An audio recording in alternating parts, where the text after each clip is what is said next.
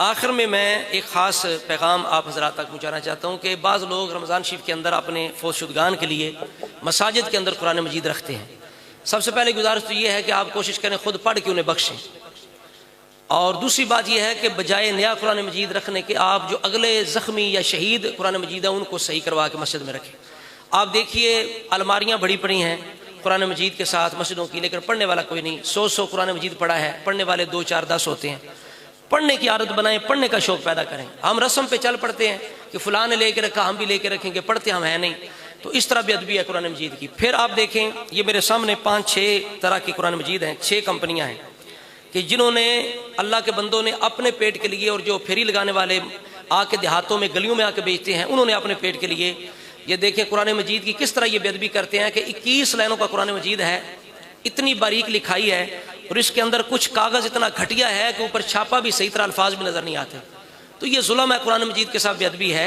जो छापने वाले हैं ये देखिए, ये है इल्मे दीन, इसी तरह ये है ताज सना कंपनी, ये है ताज माशाल्लाह कंपनी, ये है इत्तेफाक कंपनी, ताज इत्तेहाद कुरान महल है, ताज कुरान मजीद है। ये 6 कंपनियां लाहौर की हैं, सब ये कुरान पाक छाप रही हैं, और सिर्फ ये अपनी तजारत के लिए, अपने कारोबार के लिए, इन्हें पता है ये कुरान पाक पढ़े नहीं जाते। ये बाजार से 60-70 रुपये का मिल जाता है।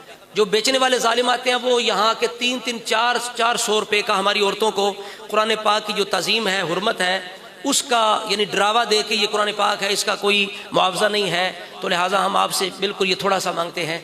तो 5-10 कुरान पाक देते हैं, 3-3, 4-4 हज़ार रुपया लूट के ले जाते हैं। तो एक तो ये ख़वातीन को भी सख्ती से मना किया जाए कि वो बिल्कुल गली में जो कुरान पाक बेचने आते हैं उनसे बिल्कुल ना खरीदे। खुद आप शहर जाएँ, अच्छा कुरान पाक म्यारी ला के आप अपने घर वालों को दें। जो मस्जिद में रखना चाहते हैं वो खुदा के लिए या तो पहले कुरान पाक जो है उन्हें सही करवाएं, अगर रखना चाहते हैं अच्छा कुरान पाक रखें। ये कुरान पाक बिल्कुल ना खरीदें और ना रखें।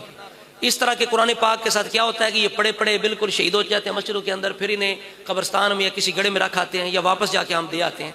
तो लिहाजा ये पैगाम आम करें, कुरान मजीद के तज़ीम और तिलावत के नाम पर कुरान पाक की ये बेअदबी हो रही है, और ये बिल्कुल बारीक छापने से भी परहेज़ किया जाए, ख़रीदने से भी परहेज़ किया जाए।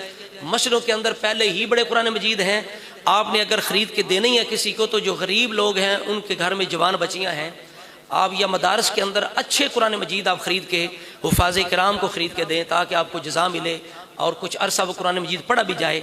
तो ये ज़रूरी पैगाम है, इसको ज़्यादा से ज़्यादा आप आगे पहुँचाएँ। अल्लाह तबारक व तआला हम सब को, यह रमज़ान है, रमज़ान का कुरान का बड़ा ताल्लुक़ है, हम सब को कुरान मजीद का अदब व एहतराम करने और ज़्यादा से ज़्यादा इसकी तिलावत करने की मौला ताला हमें तौफ़ीक़ अता फ़रमाए। व मा अलैना।